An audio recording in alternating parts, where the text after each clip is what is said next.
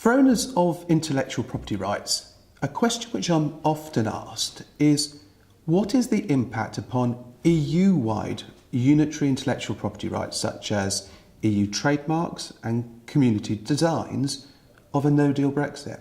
So these EU trademarks and community designs are IP rights which currently protect business names, brands, reputations and designs across all of the EU, including the UK.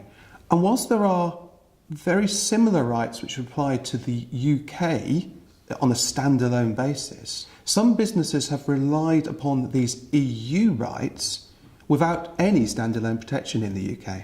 And of course, whilst the UK remains a member of the EU, no problem. UK businesses can enforce those rights across the UK as well as throughout the EU 27. But on exit day, these unitary rights will cease to apply as the UK will have left the EU. And the problem would be, therefore, that the owners of these EU-wide rights would no longer have protection in the UK. So, what's the government planning to do? Well, to deal with this, the UK intends to automatically convert the UK aspect of these EU-wide rights into what will be called comparable trademarks or designs within the EU on exit day. And draft regulations have already been prepared to this effect.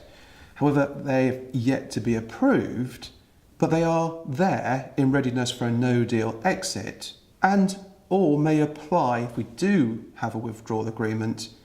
They will then apply at the end of the transition period.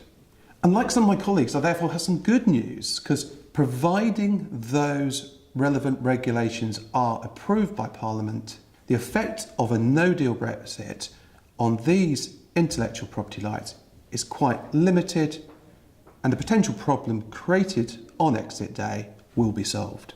This is not quite the entire story, however, because owners of EU-wide rights should still make sure that they have suitably qualified EU practitioners managing their rights going forward. And also, if your rights are used either exclusively in the EU or exclusively in the UK, there are some more issues which arise, so perhaps you ought to take some specialist advice.